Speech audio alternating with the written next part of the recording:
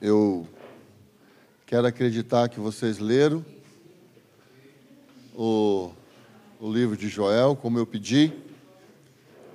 Acho que eu não preciso perguntar aqui quem leu e tal, né? Não vou fazer isso, né? Mas não vou fazer essa pergunta, mas acredito que quem leu viu muita coisa, quem leu enxergou alguma coisa a mais. E tem muita coisa em Joel que precisaria ser falado. Mas nossa intenção não foi em nenhum momento fazer, não é em nenhum momento fazer um estudo detalhado sobre Joel. A gente ficou até com vontade de, quem sabe, ter um dia uma conferência só sobre Joel. Mas não é a nossa intenção agora. Mas algumas coisas estão saltando aos meus olhos, eu estou assim muito impactado, estou muito tocado pelo Senhor e creio mesmo que nós estamos vivendo esses dias de preparação.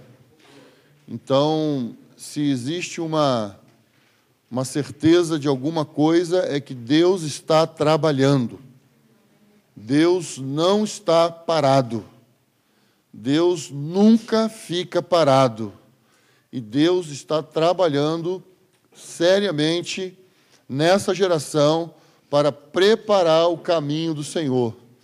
Então, todo esse esforço, né, todo esse trabalho de estar aqui, isso tem a ver com esse momento de preparação. Deus está preparando, Deus está chamando pessoas, Deus está despertando pessoas ao redor da terra.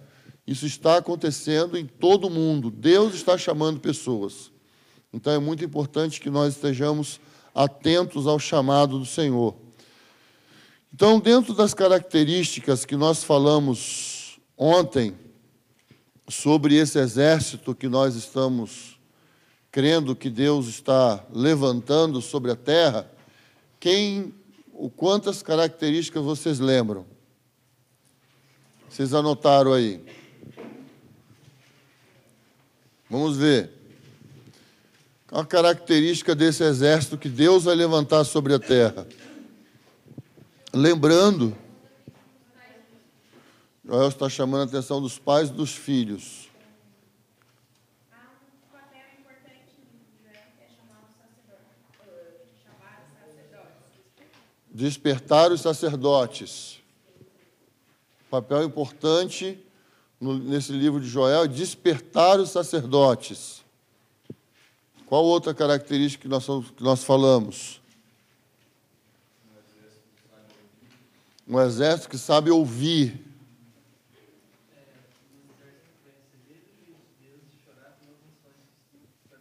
Vai ser um exército que vai passar pelo juízo de Deus e vai chorar pelas ações. Vai ter esse choro pelas ações. Famílias cheias do Espírito Santo. Um convite para adoração e arrependimento. Uma geração ouvindo a outra geração. Conexão entre duas gerações, né? Restauração. Mas, assim, características... Qual foi uma outra característica do espírito desse exército? Eles irão falar quem é Deus. Vão falar quem é Deus e como Deus age.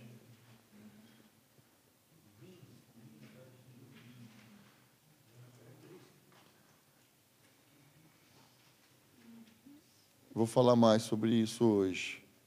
Mas qual é o espírito desse exército?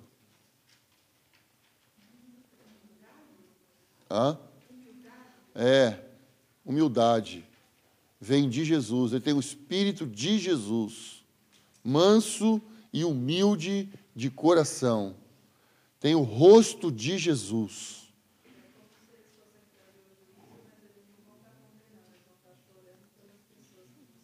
Eles vão ter esse coração de choro mesmo. vai falar sobre o juízo de Deus, mas vai chorar pelas nações. Vai chorar pelas nações. É.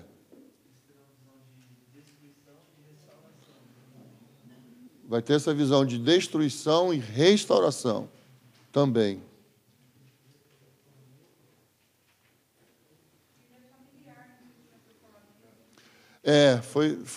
Foi falado e eu quero falar mais ainda sobre esse aspecto da família. Esse exército ele vai ter uma cara de família.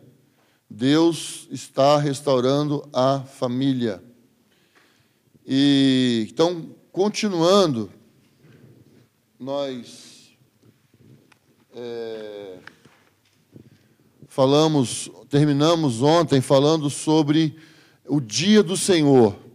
Então, Joel, capítulo 2.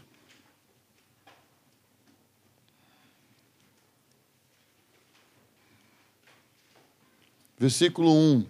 Tocai a trombeta em Sião e dai o alerta no meu santo monte. Tremam todos os moradores da terra, porque o dia do Senhor está chegando, já está perto. Dia de trevas e de escuridão, dia de nuvens e de negridão, como a luz da aurora se espalha sobre os montes. Assim vem um povo grande e poderoso, como nunca houve, nem antes haverá, depois, nos anos por vir, de geração em geração. Então, como eu já havia falado, essa questão desse exército, como é sempre falado, esse exército de gafanhotos, que vai ser levantado sobre a terra, essa característica até de seres que nunca foi visto na terra, né? Joel apresenta isso, muitos teólogos tratam como 4 grandes devastações que aconteceu na história de Israel, mas ainda tem algo por vir, ainda tem para acontecer para frente.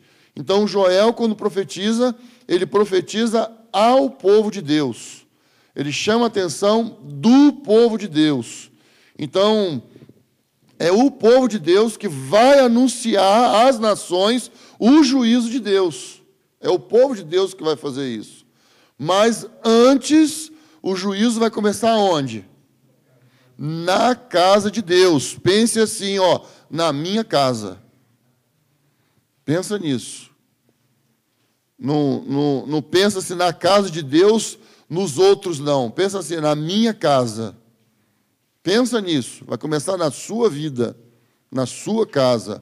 Vamos abrir nossas Bíblias em 1 Pedro, capítulo 4.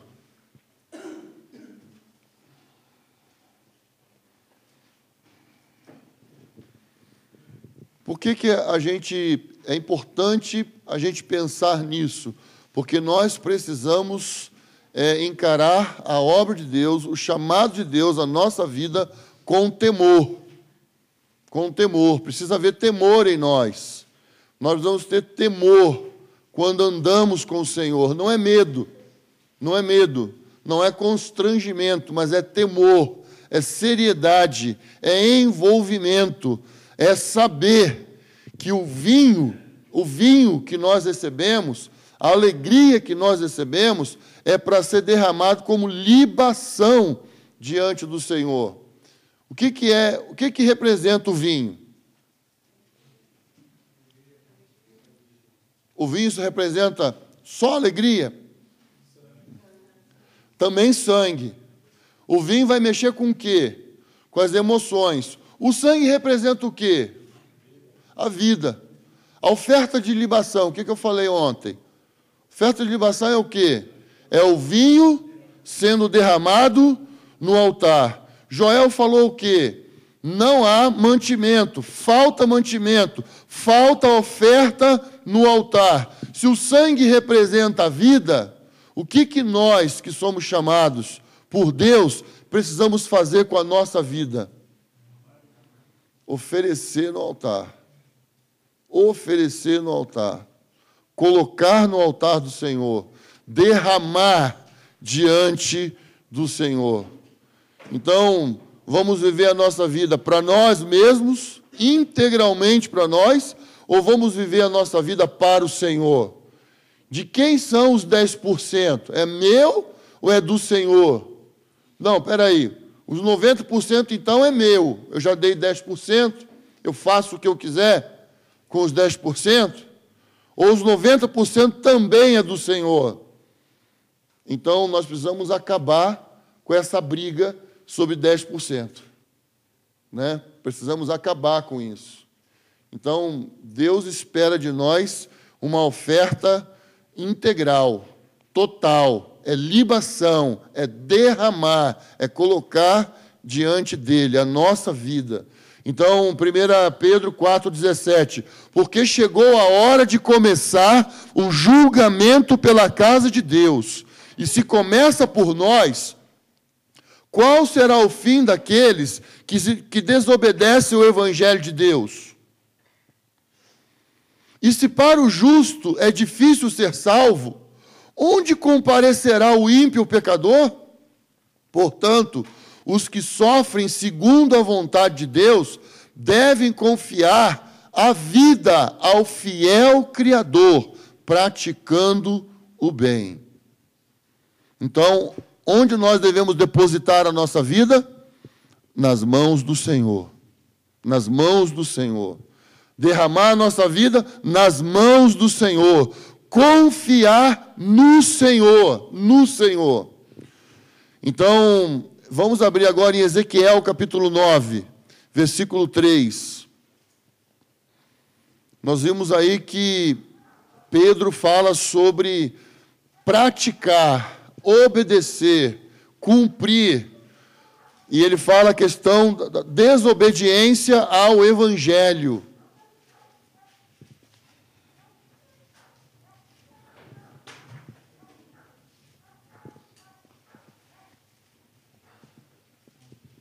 Então, uma característica desse exército é a obediência. Outra característica desse exército é a obediência. E nós vamos depois entender por quê. Por que é importante a questão da obediência. Então, Ezequiel capítulo 9, verso 3 em diante.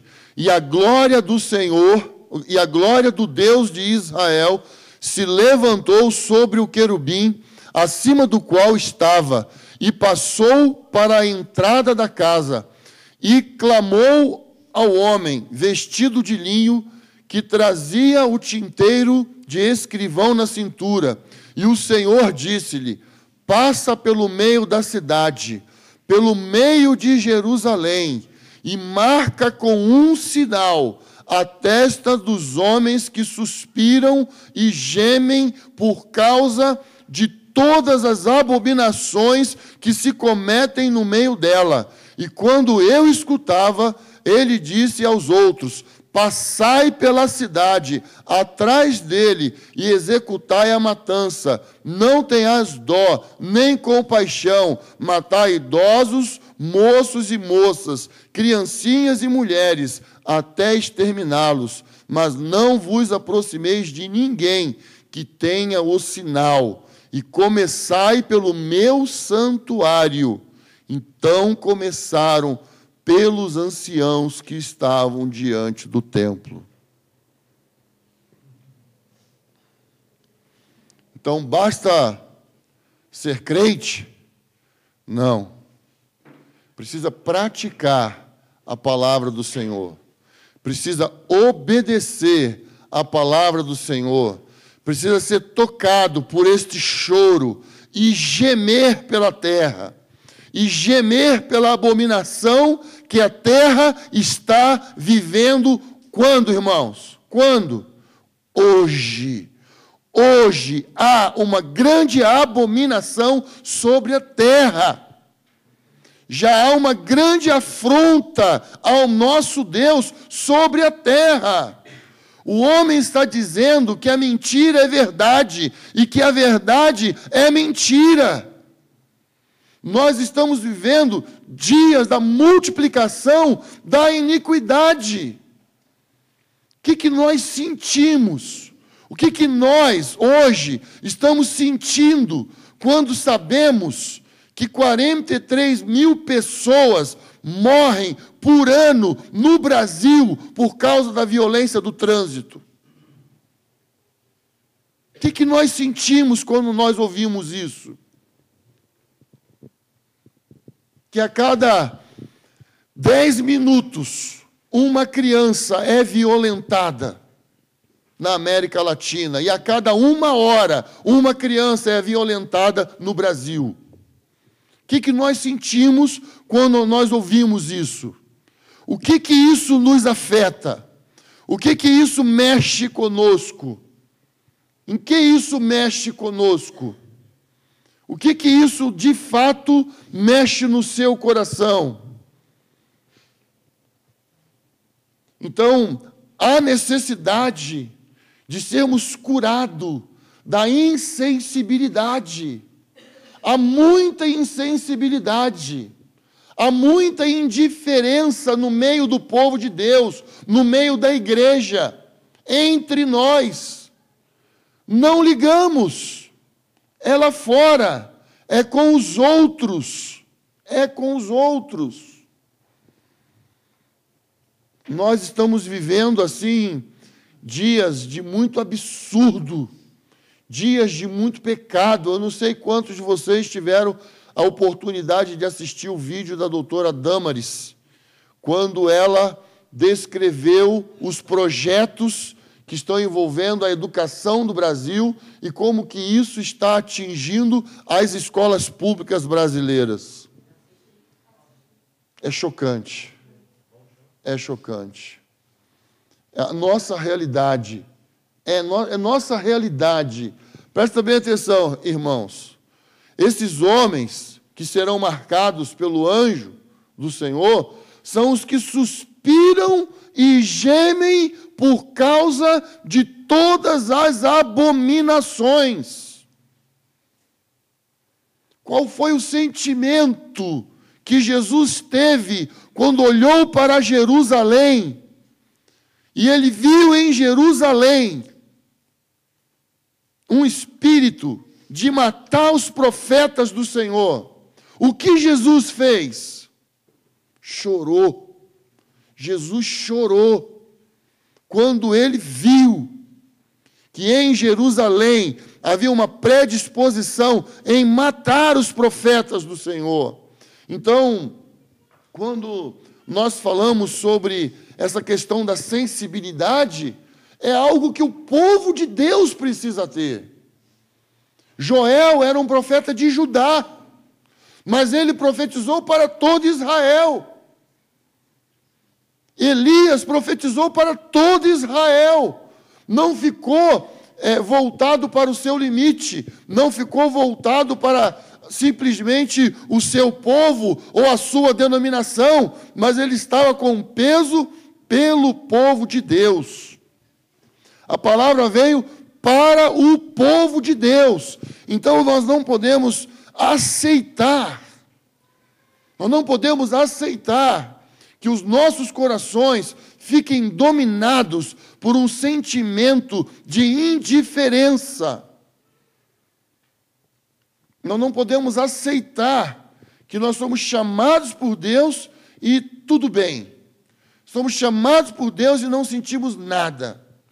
Então, o Erivelto deu o testemunho dele aqui: Senhor, eu preciso aprender a amar. Eu não amo como deveria realmente amar. Vocês prestaram atenção no que Erivelto falou? Senhor, eu quero aprender a amar a minha mulher. Eu quero aprender a amar meus filhos. Qual foi a sinceridade do Erivelto? Deus, eu como homem, eu não amo nem minha mulher como eu deveria amar. Não amo nem meus filhos como deveria amar. Qual foi a mensagem que Deus deu para o Erivelto? Eu quero que você ame o bêbado. Eu quero que você ame o sujo. Eu quero que você ame o desprezado. Eu quero que você ame o largado. Eu quero que você ame aquele que ninguém ame. Ninguém tem vontade de amar. Pergunta agora para o Erivelto se ele ama a mulher dele. Pergunta agora para o Erivelto se ele está amando os filhos dele. Claro que havia um certo sentimento em Erivelto pela mulher dele. Claro que havia em Erivelto um certo sentimento pelos filhos dele. Mas tem um amor que nós precisamos experimentar. Tem um amor que nós precisamos começar a praticar. Então, o povo de Deus não pode simplesmente anunciar juízo às nações sem saber o quanto o juízo vai doer. O quanto o juízo dói. O quanto dói para o Senhor trazer juízo sobre a terra. O quanto dói no Senhor ter que matar, ter que destruir aquilo que Ele fez. Aquilo que Ele projetou, aquilo que Ele criou. Então,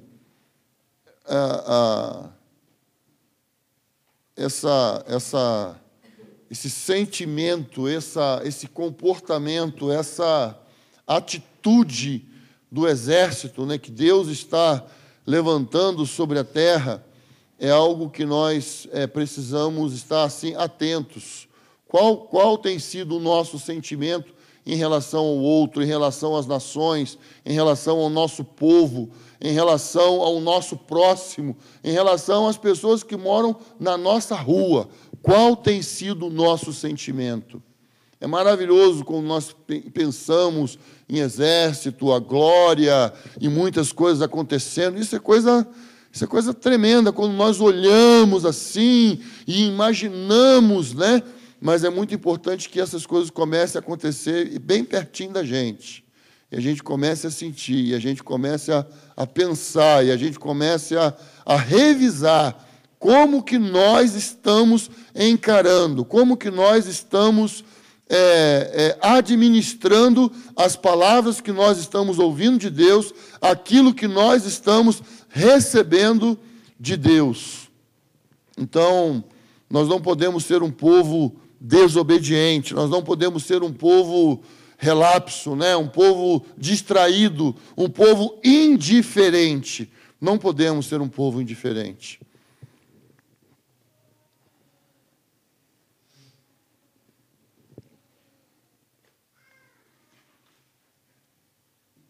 Abra sua Bíblia em Lucas capítulo 21, versículo 34.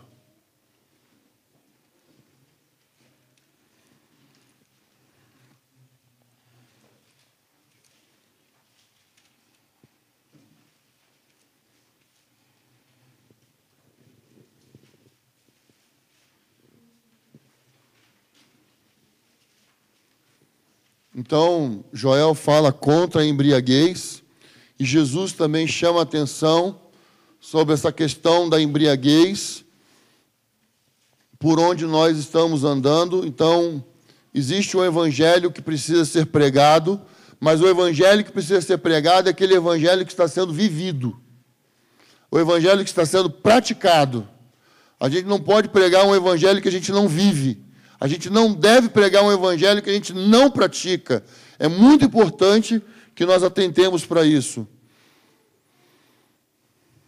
Lucas capítulo 21, versículo 34. Cuidai de vós mesmos, não aconteça que o vosso coração se encha de devassidão, embriaguez e preocupações da vida, e aquele dia vos surpreenda como uma armadilha.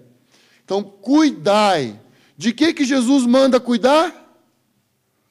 Do coração. Cuidai de vós mesmos. Cuidai dos vossos corações. Cuidai do coração. Cuidai com as preocupações dessa vida. Por quê? As preocupações dessa vida nos anestesia.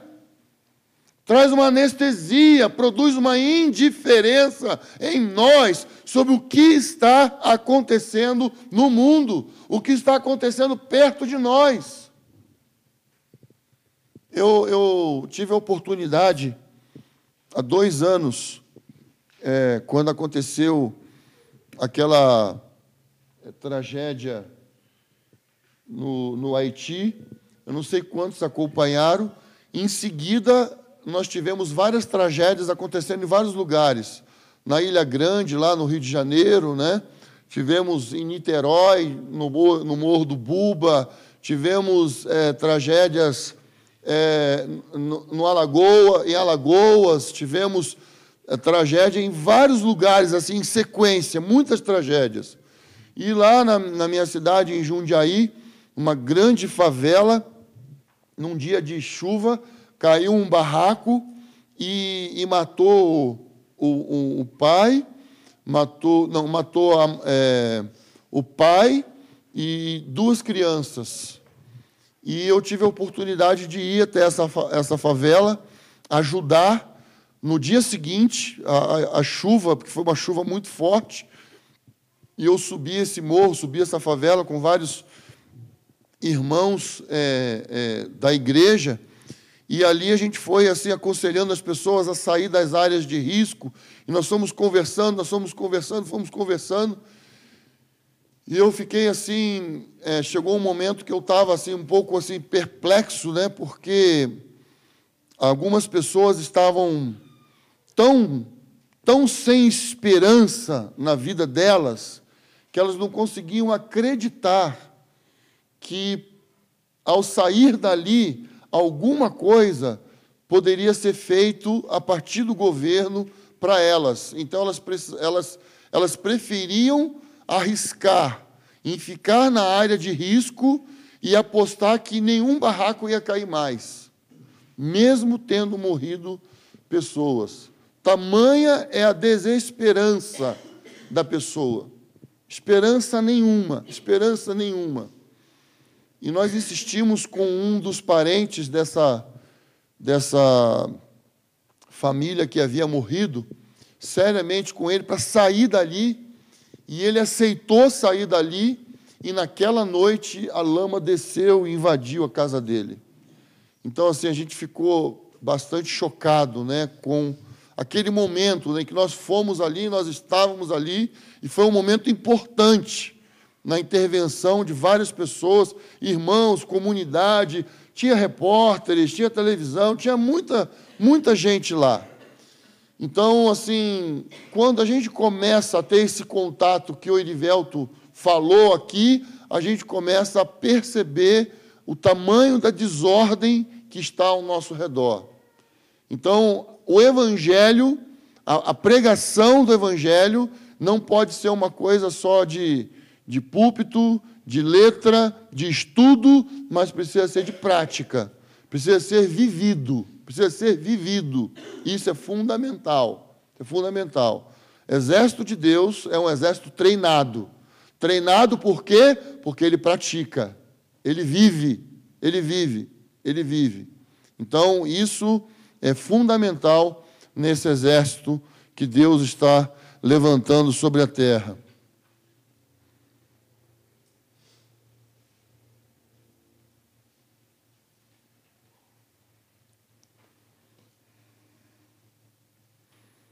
Então, eu falei ontem que o dia do Senhor é um dia em que a glória será toda dele.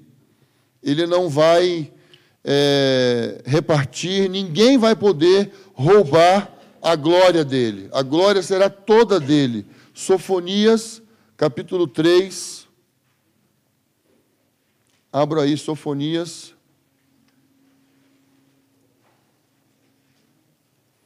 Miqueias, Abacuque, Sofonias. Naquele dia, versículo 11. 3. Sofonias, capítulo 3, versículo 11.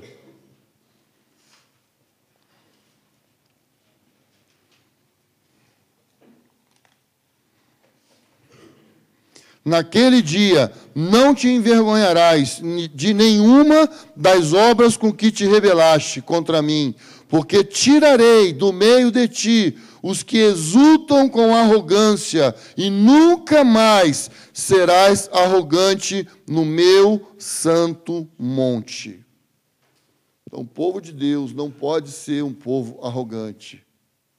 O povo de Deus precisa ter o Espírito de Jesus, o Espírito quebrantado, o Espírito humilde.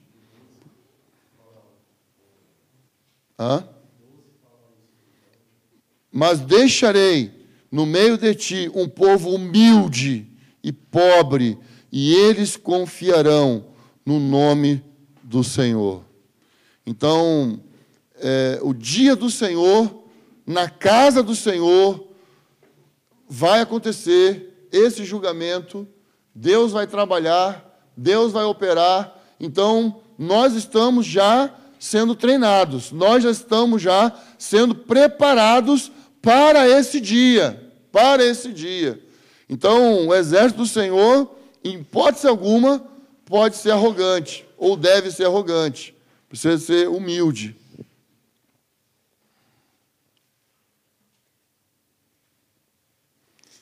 E uma coisa que eu falei ontem é que esse exército, ele terá a característica de famílias, terá como base as famílias.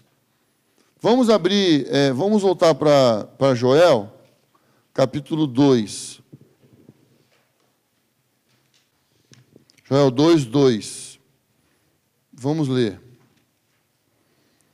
Dia de trevas e de escuridão, dia de nuvens e de negridão, como a luz da aurora se espalha sobre os montes, assim vem um povo grande e poderoso, como nunca houve antes, nem haverá depois, nos anos por vir, de geração em geração. Diante dele vai um fogo devorador e atrás uma chama ardente. A terra à sua frente é como o jardim do Éden, mas atrás dele um deserto destruído. Sim, nada lhe escapa. Ele tem a aparência de cavalos e corre como cavaleiros. Vão saltando sobre o topo dos montes, como o estrondo de carros, como a chama que crepita e consome a palha, como um povo poderoso em posição de combate. Os povos estão angustiados diante dele. Todos os rostos ficam pálidos.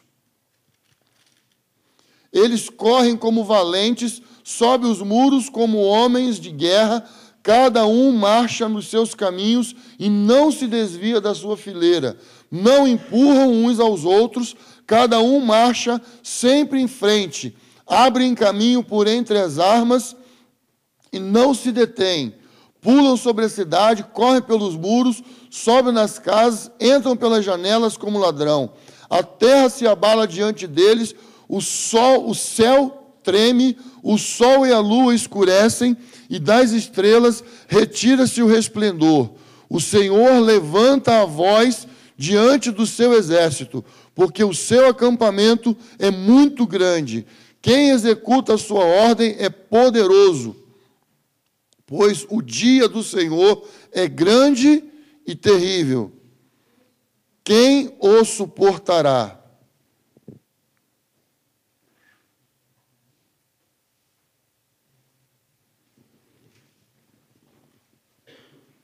Então, nós lemos ontem que haverá arrependimento, restauração, arrependimento, avivamento e restauração.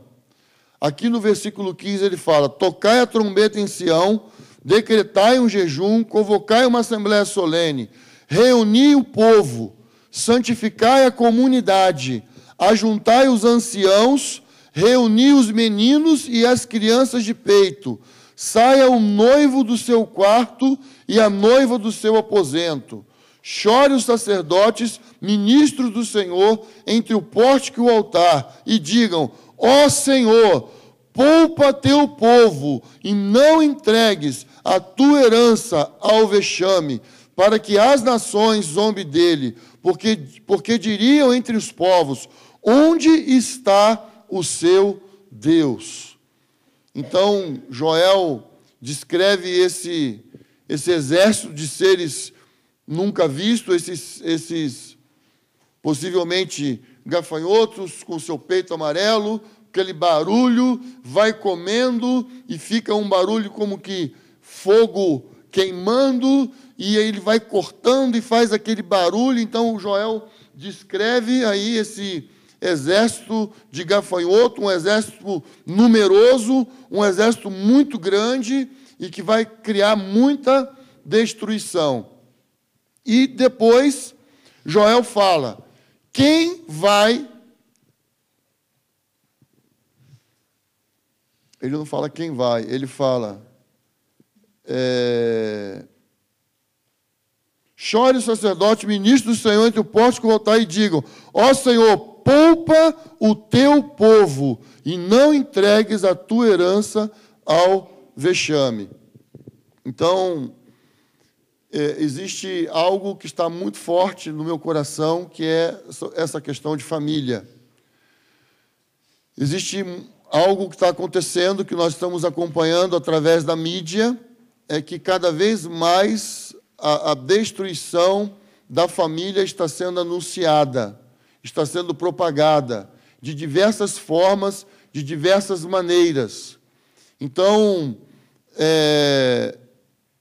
há um número muito grande sobre a face da terra procurando desestruturar, desestabilizar as famílias. Deus tem um projeto tremendo com a família. O negócio do Senhor é com famílias. Então, eu tenho, assim, eu estou pensando que muitas dessas características desse exército que pula, que corre, que são valentes, que são organizados, eles não passam na frente um do outro, eles vão ombro a ombro, são características que nós, como povo de Deus, precisamos ter. Nós, como povo de Deus, nós, como família de Deus, precisamos cultivar. Então, eu gostaria de ler alguns outros versículos da Bíblia que fala também sobre família. Gálatas, capítulo 6, versículo 10. Gálatas, capítulo 6, versículo 10.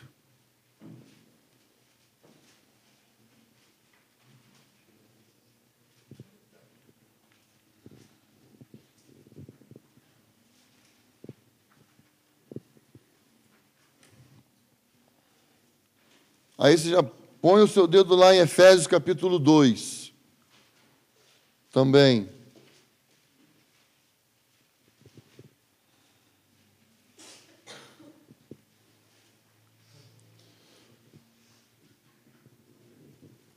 Gálatas, capítulo 6, verso 10. Vamos ler. Assim, enquanto temos oportunidade, façamos o bem a todos, principalmente os da família da fé. Efésios capítulo 2, versículo 19. Assim não sois mais estrangeiros, nem imigrantes, pelo contrário, sois concidadãos dos santos e membros da família de Deus. Efésios capítulo 3. Versículo 15. De quem toda a família nos céus e na terra recebe o nome. Então, Deus sempre teve um projeto de trabalhar com famílias. O exército de Deus, ele era organizado em famílias. Vamos abrir em Números, capítulo 1. Números, capítulo 1, versículo 52.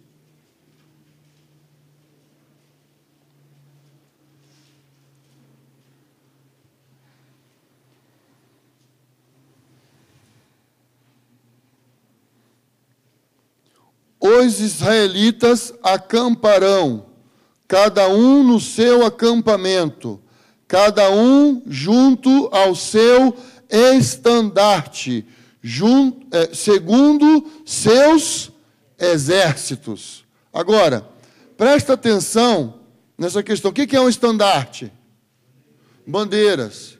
Bandeiras. Agora, que bandeiras são essas? Vamos ver aqui o capítulo 2, versículo 2. Os israelitas acamparão, cada um junto ao seu estandarte, com as insígnias da casa de seus pais. Acamparão ao redor, perto da tenda da revelação. Então, Deus estava organizando os seus exércitos conforme as famílias. Versículo 3. Os do estandarte do acampamento de Judá acamparão no lado do oriente, segundo os seus exércitos. E Nazon, filho de Aminadab, será o líder dos filhos de Judá. Família, família. Homens dignos, homens honrados de cada família eram levantados como líderes. Então as famílias acampavam ao redor da tenda da revelação, ao redor do tabernáculo. As famílias como um exército. É capítulo 2, versículo 10. Os estandartes do acampamento de Ruben, segundo os seus exércitos, ficará ao lado sul, e Elisu, filho de Sedeu, será o líder dos filhos de Ruben. Então, quer dizer, sempre acompanhando o estandarte, sempre acompanhando o patriarca da família, sempre. Então, os exércitos eram organizados segundo as famílias. Então, quando eu penso nesse exército que nós temos falado, que nós temos proclamado, esse exército de Joel, eu penso nisso aqui. Eu penso no exército de famílias. Um exército de famílias organizados.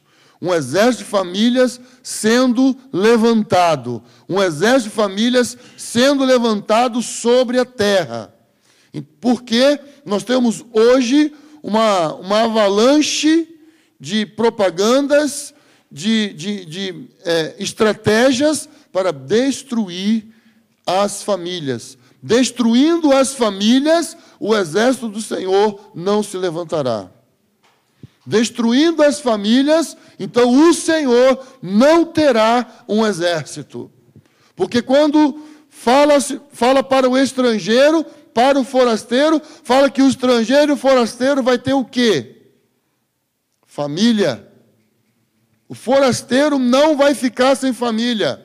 O sozinho não vai ficar sem família.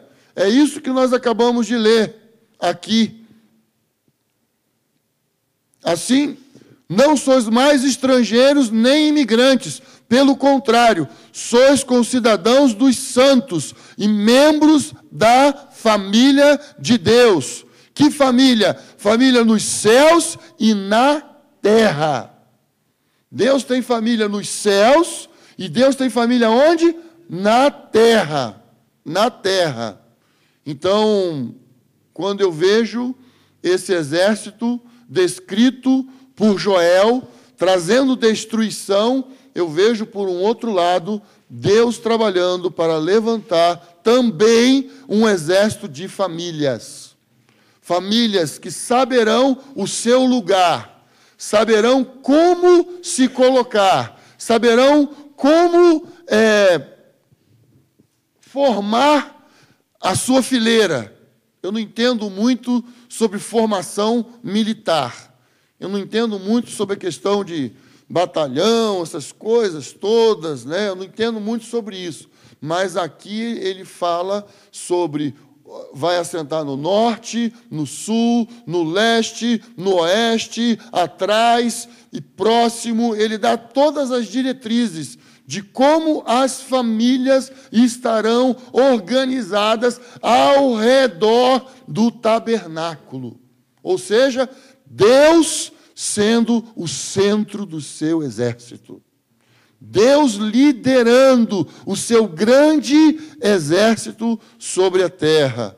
Então, o capítulo 2 de Joel, vamos voltar lá para Joel capítulo 2. Joel 2,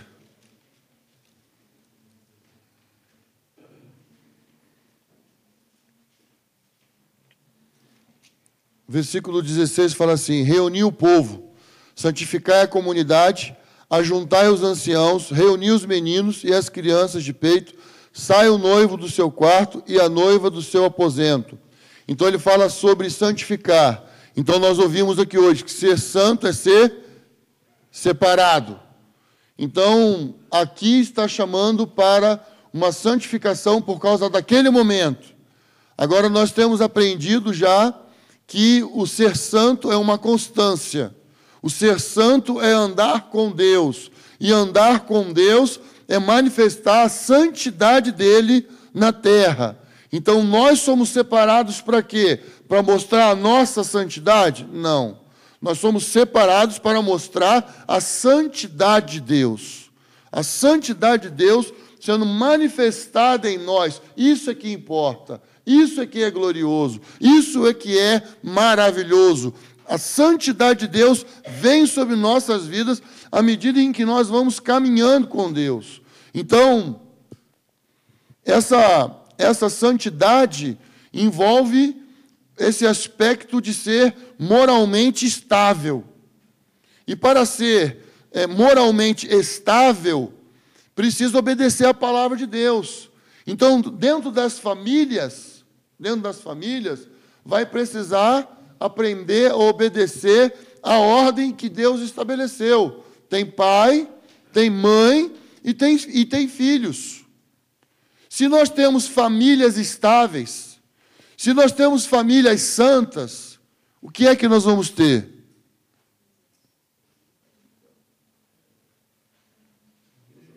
Opa!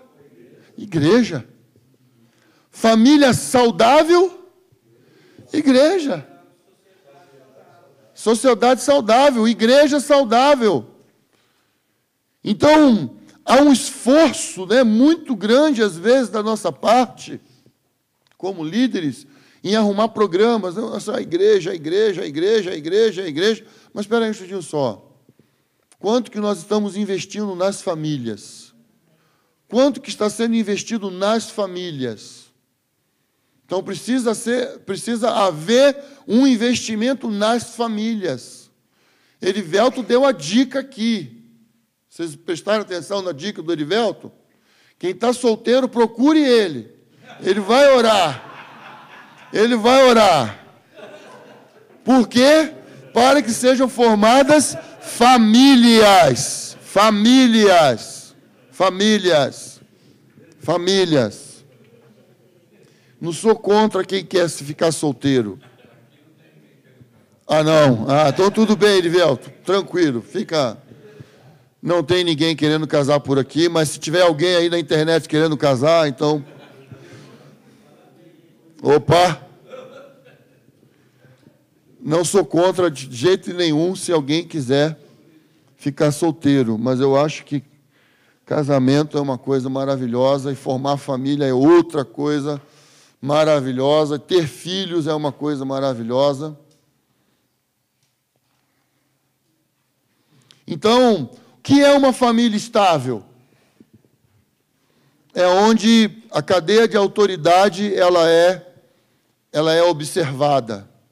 É onde todos da família são responsáveis pela vida espiritual da família.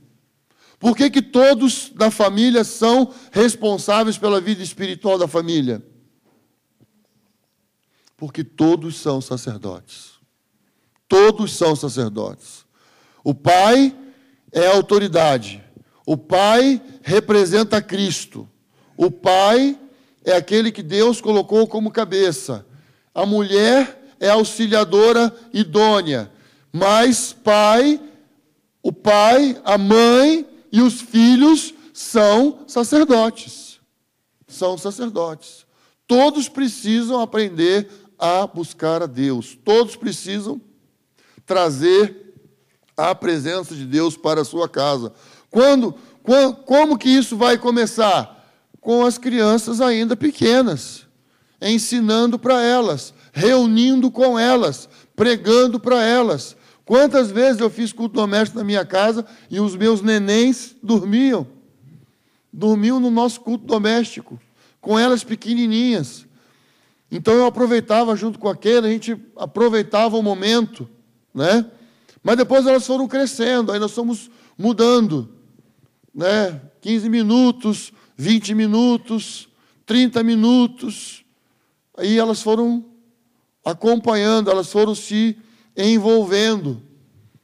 Hoje elas são já adultas, né? Moram fora. Então, quando a gente reúne, a coisa maravilhosa de reunir em família, depois que os filhos crescem, é porque nós trocamos impressões. Que coisa, né? O que você está vivendo? O que você está experimentando? O que você está... Nossa, como isso é maravilhoso, não é? Caminho. Esse é o caminho. Família estável, obedecendo essa hierarquia, obedecendo isso que Deus estabeleceu. Então, família estável, ela não vai negociar os princípios. Não vai negociar os princípios. Ela vai receber os princípios do Senhor e vai estar no mundo sem negociar aquilo que recebeu do Senhor. Os filhos vão ser valentes. Cavalo é um animal valente, você já viu? Cavalo, né? Que fala que eles são um exército como parecendo cavalos, né? Forte e avançando e conquistando e pulando. Teremos família estável, família santa, separada, vai ter filhos valentes. Salmo 127. Abra sua Bíblia no Salmo 127. É do 3 ao 5. Os filhos são herança do Senhor, e o fruto do ventre é a sua recompensa. Como flechas na mão de um guerreiro, assim são os filhos da mocidade. Bem-aventurado o homem que com eles enche sua aljava. Quando enfrentarem os inimigos numa disputa, não serão o quê? Envergonhados. Por quê? Porque nossos filhos não vão negociar os princípios da palavra de Deus. Eles vão ser valentes. Eles vão ser valentes. Nós vamos criar filhos para quê? Nós vamos criar filhos para enfrentar o lobo que está lá fora. Viu? O lobo que está lá fora. E não é fácil, não. Coisa muito séria. Uma das minhas filhas foi morar numa república de moças, e todas, assim, com 17 anos, e ali tem sido um campo de batalha, um campo de muita provação. Não é fácil, porque algumas dessas moças querem transformar a república num local onde elas possam levar os seus namorados quando elas quiserem. E agora? E aí? Nossa, gente, para a glória de Deus, eu fiquei contente. Eu vi minha filha se transformar numa guerreira e dizer assim: aqui não. Aqui não. Depois eu conversava com ela pelo Skype, ela chorava.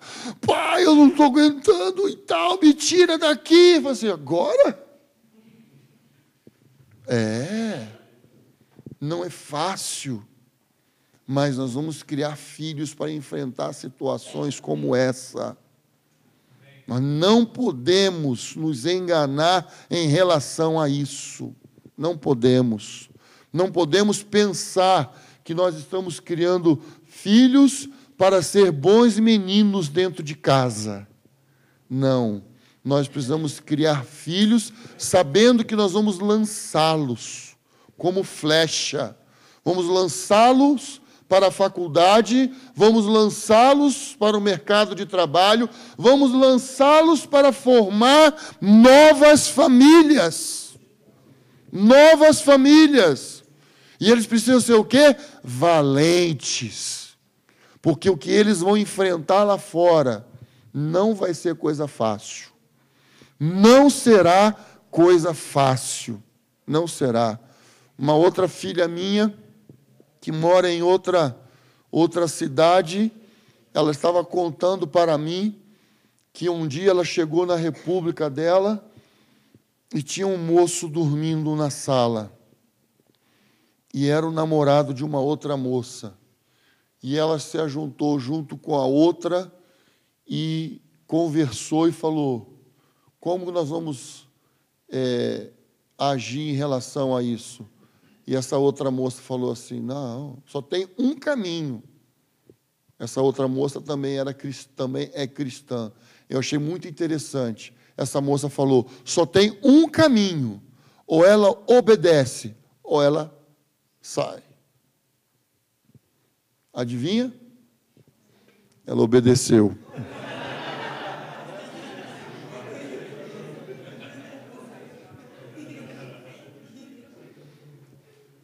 Se tornaram amigas. É maravilhoso, é maravilhoso. Há uma coisa muito séria. Várias dessas moças com que as minhas filhas em cidades, até estados diferentes, uma está em São Paulo, Santo André, outra está em Confidentes, Minas Gerais, elas ainda não viram essas moças se converterem, mas elas têm se tornado conselheiras. Têm se tornado conselheiras. Então, isso é algo que a gente, como pai, olha e fica assim: oh, Deus, tem misericórdia. Senhor, guarda. Senhor, protege. Senhor, esteja lá com ela, né? Esteja com ela, né? Não é uma tarefa fácil. Não é uma tarefa fácil. Às vezes eu recebo, né, minhas filhas de volta, né, como se estivesse recebendo de um campo de guerra, sabe? Porque elas vêm chorar em casa. Elas vêm chorar. Que a pressão é muito grande. Não é fácil. Não é fácil. A pressão é muito grande. É uma luta constante. É uma luta diária. Aqui tem vários jovens. Vocês sabem exatamente do que eu estou falando. A luta é diária. Então, esse exército do Senhor, esse exército de famílias que Deus está trabalhando, que Deus está levantando sobre a terra, vai ser um exército santo, sim. Vai ser santo. Vai ser santo, porque Deus está santificando a sua noiva. Deus está santificando você. Deus está santificando você. O fato de você estar aqui é porque Deus está separando você. Você é uma pessoa separada por Deus. Por isso você está aqui. Por isso você veio aqui. Deus está chamando você para se separar. Deus está fazendo isso. É Deus quem está fazendo isso. Então não tenha medo. Não tenha medo de esperar o tempo do Senhor na sua vida. Não tenha medo de confiar e de se lançar nas mãos do Senhor ainda jovem. Não tenha medo, não tenha medo.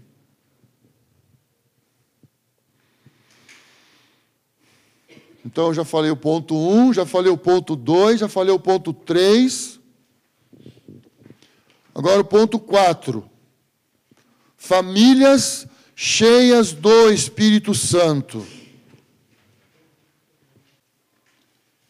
Efésios capítulo 5, ele começa assim no versículo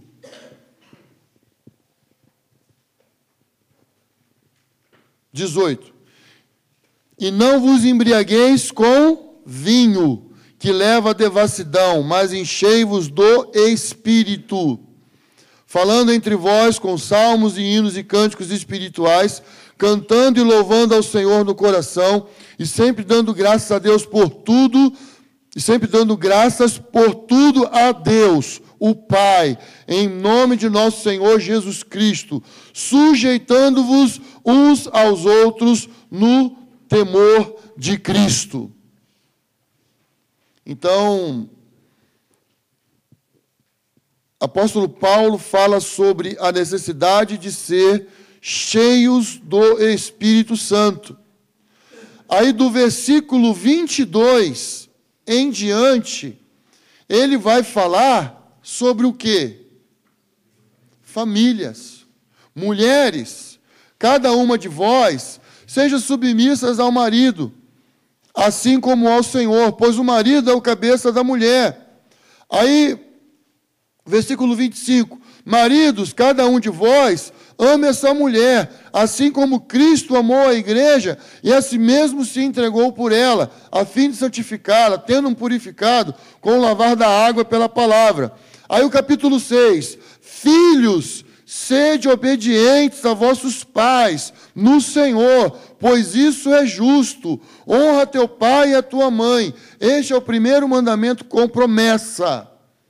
Então, apóstolo Paulo começa, antes de falar sobre família, ele fala sobre ter o quê?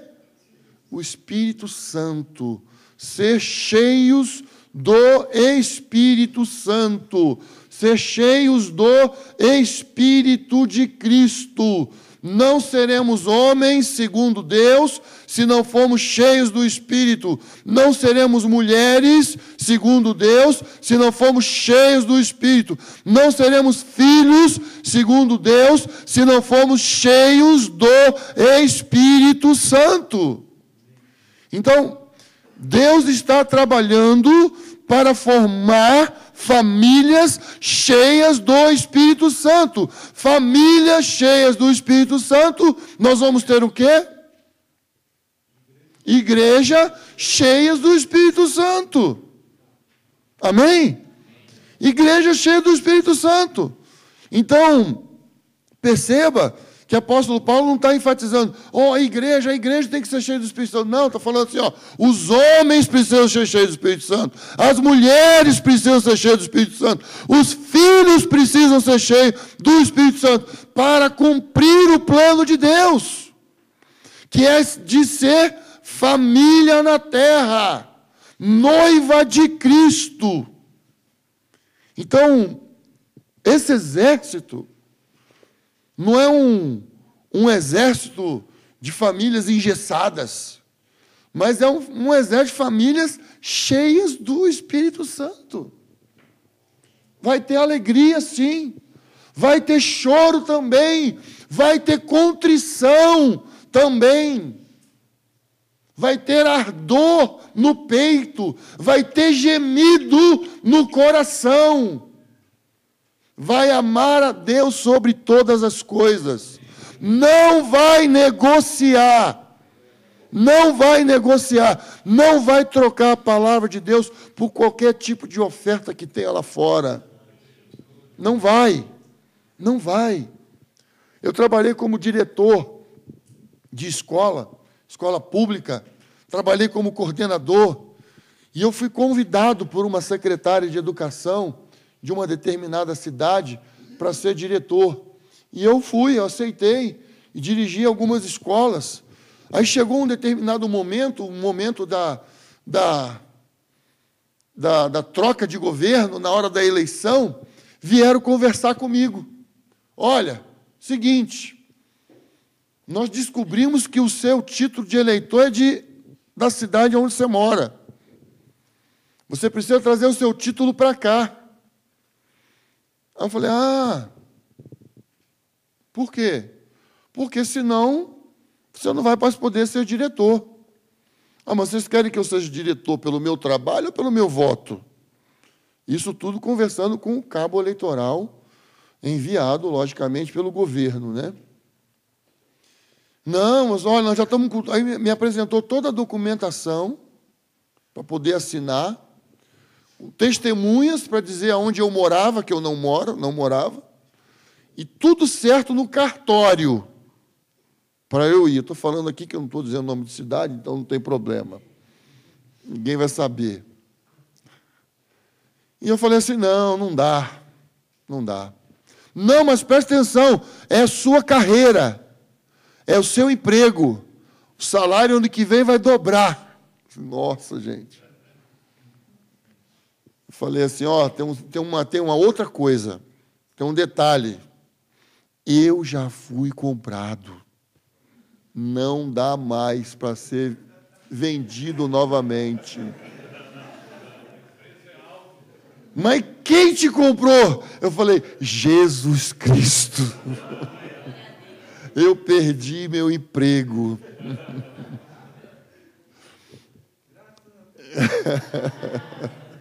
Eu era concursado, então eu voltei para a sala de aula para dar aula, feliz da vida, tranquilo. Sabe que eu estava feliz? É que eu falei, nossa, eu já fui comprado. Não dá mais para negociar isso. Percebe, amados? Não dá para negociar isso. Então, quando eu compartilhei isso com a minha família, foi maravilhoso.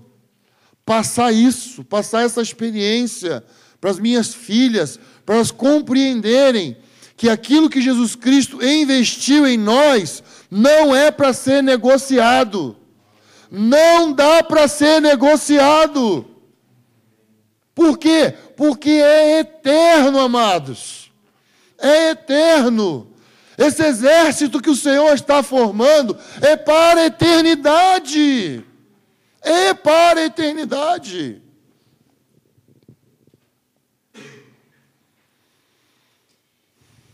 Então, Malaquias 4, capítulo 5, versículo 6, fala que antes o Senhor vai enviar o profeta Elias para converter o coração dos pais aos filhos e dos filhos aos pais. No que Elias vai trabalhar?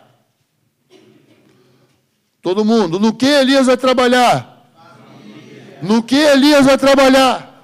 Família. No que Elias vai trabalhar? Está fraco aí, irmão. Vocês podem ser mais fortes que isso. Hã? Mais uma vez? É mesmo? Quem vai ganhar? Atenção. No que Elias vai trabalhar? Família!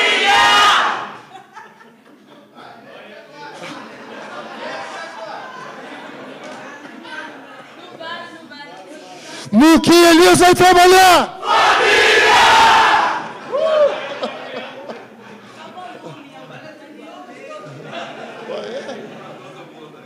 Amados, vão todo mundo junto agora. No que Elias vai trabalhar? Família! Famílias, amados. Famílias que marcharão sobre a terra.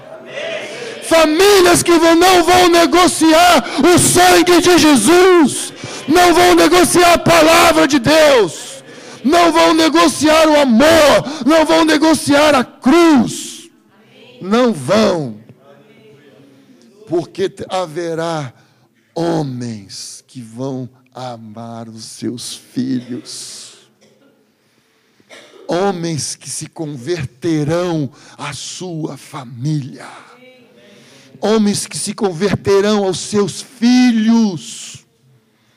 Eu não sei aqui quantos filhos feridos por causa de seus pais, mas há esperança para o seu pai.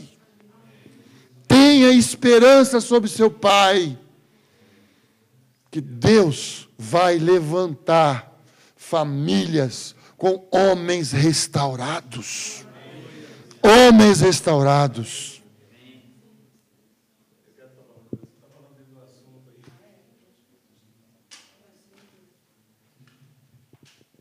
No encontro de jovens, lá agora, eu tenho um filho, o único filho homem. Tenho 5 filhos, 4 mulheres, e um é homem, o único. E ele me procurou e falou, pai, eu queria dar uma palavra também para o jovem. Também tá bom, a gente vai arrumar um momento e tal. E aí ele começou a falar sobre... Ele formou em administração e ele passou a gerenciar uma loja. E essa loja é uma cadeia que tem em todo o Brasil. É de Fortaleza a firma, mas ela tem lá só em Feira e muitas cidades da Bahia tem franquia, né? E aí ele foi promovido a supervisor. E aí toda questão que tinha na empresa ele tinha que ir ao fórum para julgar. E tinha uma situação onde a advogada falou, olha, você vai precisar mentir, porque senão a firma vai sofrer um baque enorme. São milhões que vai ter que ser pago. Tem uma questão de comissão que pagava por fora e a justiça não aceitava isso. Então, as pessoas iam reclamavam. E aí ele começou a chorar, né? Como que eu vou mentir? Aos 13 anos eu tomei uma decisão de seguir o Senhor, fui criado numa família cristã e eu não vou mentir. E aí ele saiu para ir ao fórum para responder por essa questão e orando a Deus. E aí ele tomou uma decisão. Pegou o telefone do proprietário da empresa e ligou. Ele falou, não lhe conheço, não sei que é o senhor e o senhor certamente não me conhece.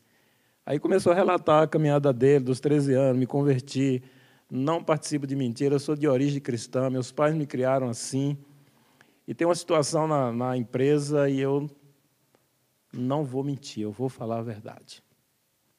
Aí o dono espantou e falou, minha diretoria está fazendo isso?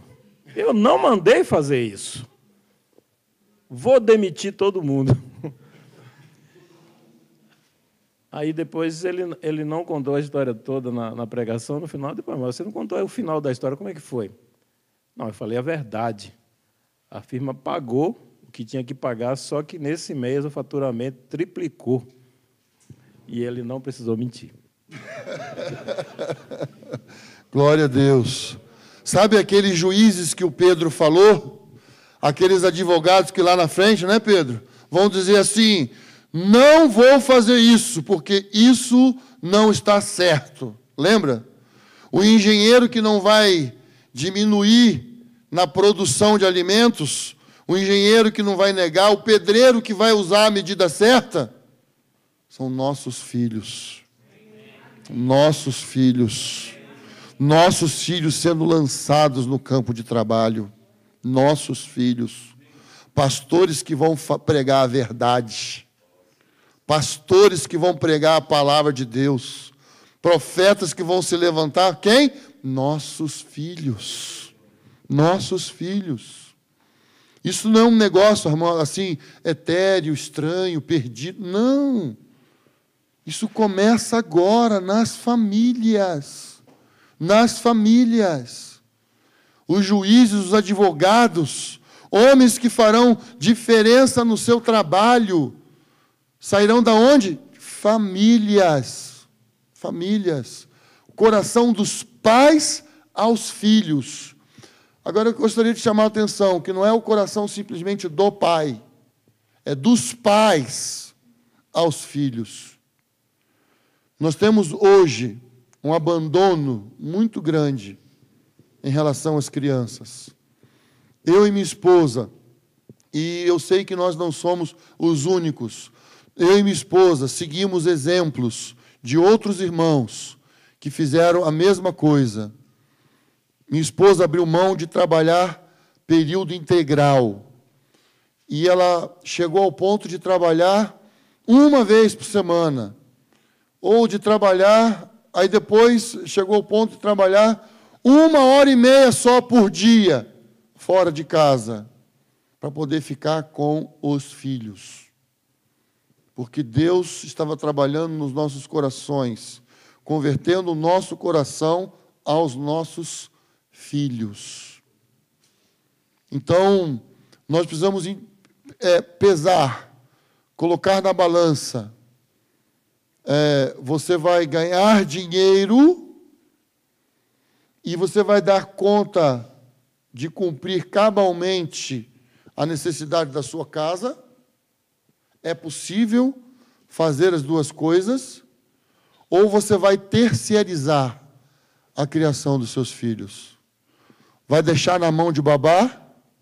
Vai deixar na mão da creche? Eu sou um defensor da família. Todos os pais, eu aconselho a não deixar filho em creche. Eu aconselho não deixar. Ah, mas e agora e tal? Irmão, vamos buscar Deus. Vamos clamar ao Senhor. Vamos pedir ao Senhor sabedoria de como conduzir os nossos filhos. Porque se a palavra de Deus diz que vai converter o coração dos pais aos filhos, eu quero deixar claro, esse padrão que nós estamos vendo não é o que Elias vai aceitar. Não é. Não é. pai e mãe saindo para trabalhar o dia inteiro fora. Estava conversando com a Rosiede hoje, né? Sobre isso, né? Foi até onde podia, né? Porque você não dá mais, né? Não dá mais. Quem é mais importante? Profissão ou seus filhos? E aí? Nós vamos ter que tomar uma decisão. O povo de Deus vai ter que tomar uma decisão. Isso é o povo de Deus precisa tomar uma decisão. Nós não vamos poder andar no mesmo padrão. Não vamos poder andar. Não vamos. O mundo anda assim. O mundo anda dessa forma. Mas o povo de Deus não. O povo de Deus não. Então, é muito importante nós compreendermos que o padrão de Deus é mais elevado. O padrão de Deus é mais elevado. É um exército forte, poderoso, de famílias estáveis, santas, separadas, que confiam no Deus que chamou. O Deus que te chamou, vai confiar no Senhor. Ah, está com problema? Vai ter que ir para Ele. Vai ter que chegar nele. Vai ter que ouvir a sua voz para entender o que fazer, como fazer. Tive que privar minhas filhas de algumas coisas. Elas tiveram que ser privadas de algumas coisas. Algumas coisas elas não tiveram.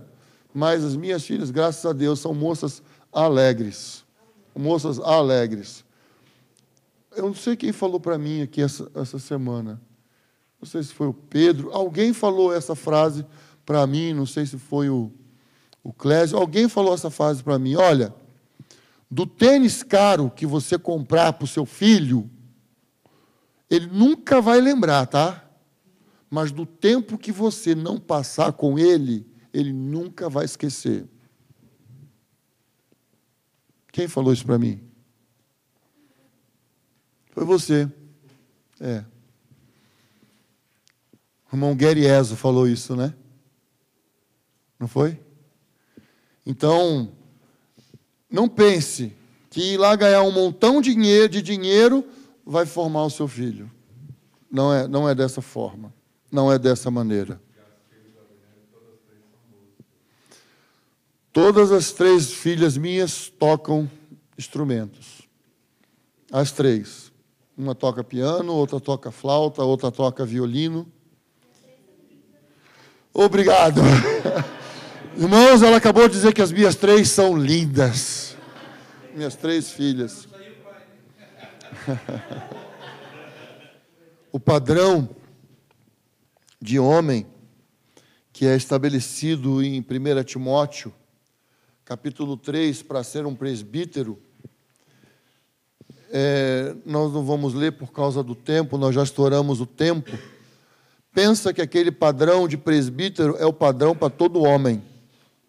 Todo homem tem que ser daquele jeito, marido de uma só mulher, não dado ao vinho, que governa bem a sua casa, homem santo, justo, íntegro. Isso é o padrão de homem. Isso é o padrão de homem. Romilton aqui essa semana falou, nós vamos precisar de muitos pastores. Há uma necessidade, há uma falta de verdadeiros pastores, mas nós vamos ter esses muitos pastores quando nós tivermos muitos homens de verdade na casa de Deus, sendo pai da sua casa, pai da sua família. Aí nós vamos ter essa necessidade atendida de muitos pastores. Muitos pastores. Então, o padrão que o apóstolo Paulo apresenta para um bispo, aquilo ali é o padrão, não só do bispo, ali é o padrão de homem. É um homem. Deus chamou o homem para ser daquele jeito.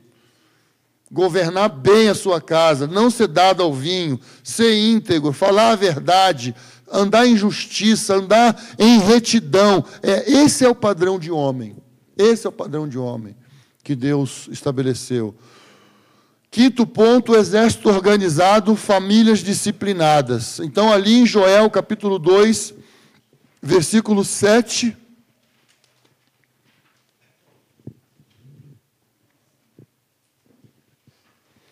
E 8, diz que eles correm como valentes, sobe os muros como homens de guerra, cada um marcha nos seus caminhos e não se desvia da sua fileira, não empurram uns aos outros, cada um marcha sempre em frente, abrem caminho por entre as armas e não se detêm.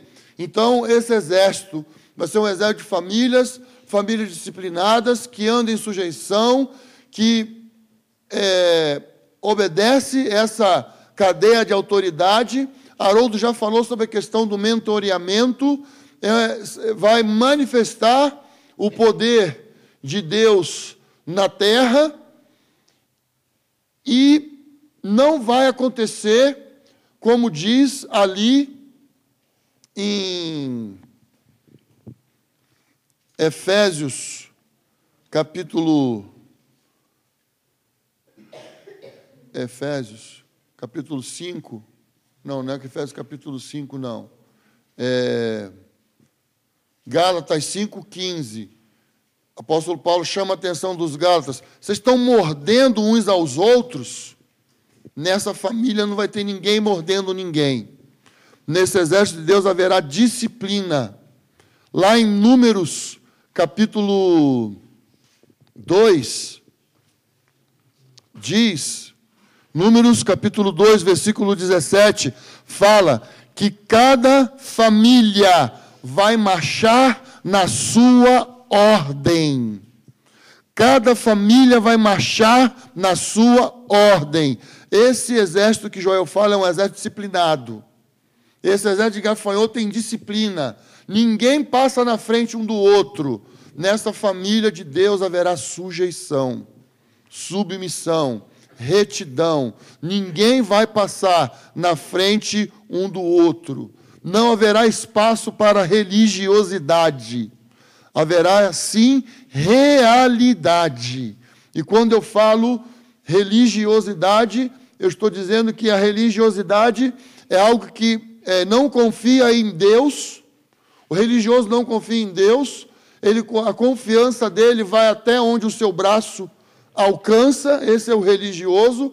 Ele não se lança nas mãos de Deus. Ele cumpre a cartilha e não pede outra. Só faz o que manda.